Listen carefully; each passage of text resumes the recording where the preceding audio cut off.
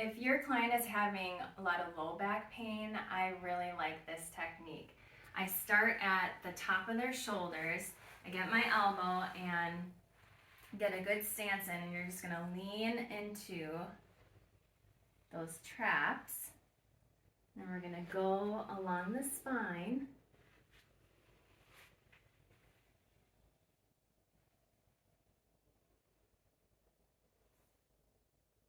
And then the first movement, I like to go down. Oh. Those low back muscles. Is that a little tender in there or not too bad? Yeah, our deadlifts the other day. Oh yeah, deadlift. So then we'll go ahead and do it again.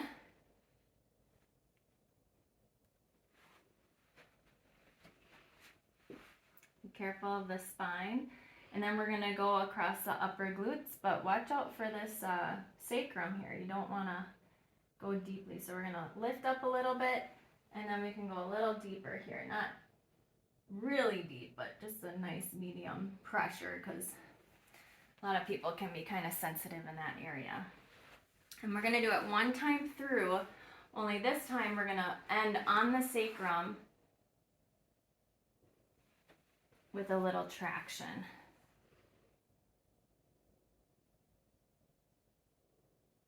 I'm not going to use a super bony, pointy part of my elbow, just kind of the lower part of my forearm.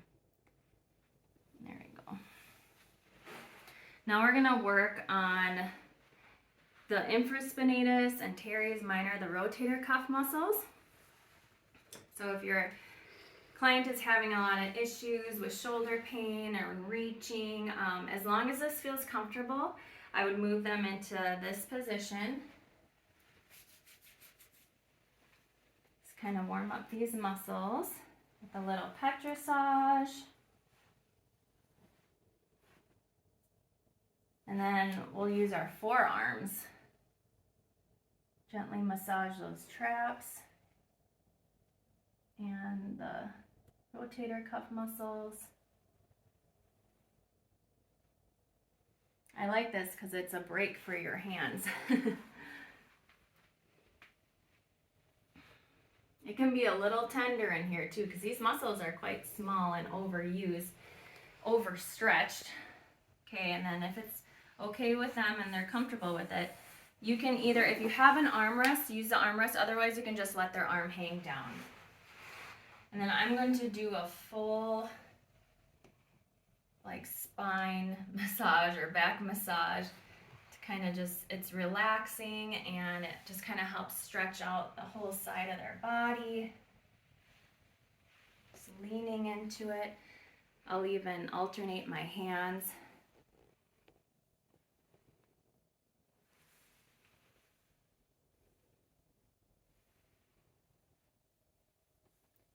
Okay, and then we want to work on the infraspinatus and the teres minor. We'll use like a double thumb technique and start at the scapula, and then we're going to work our way all the way to the humerus. You're going to feel for those tight spots.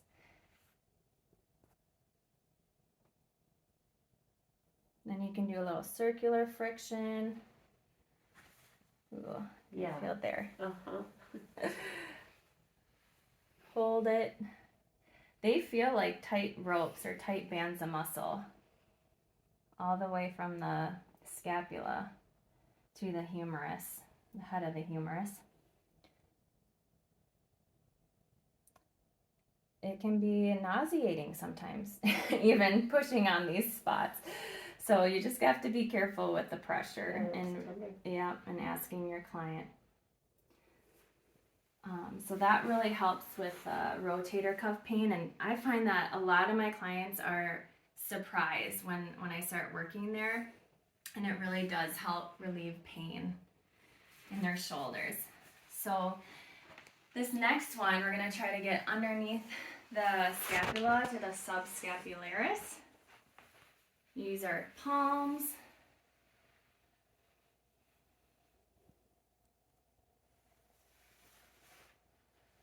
And then once you feel like it's been warmed up enough, you can use your thumbs I like to use a double thumb and actually get underneath.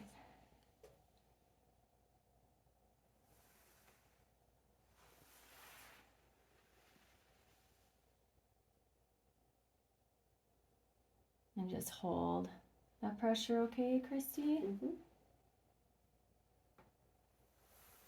So I'm really using my body weight to get underneath her scapula.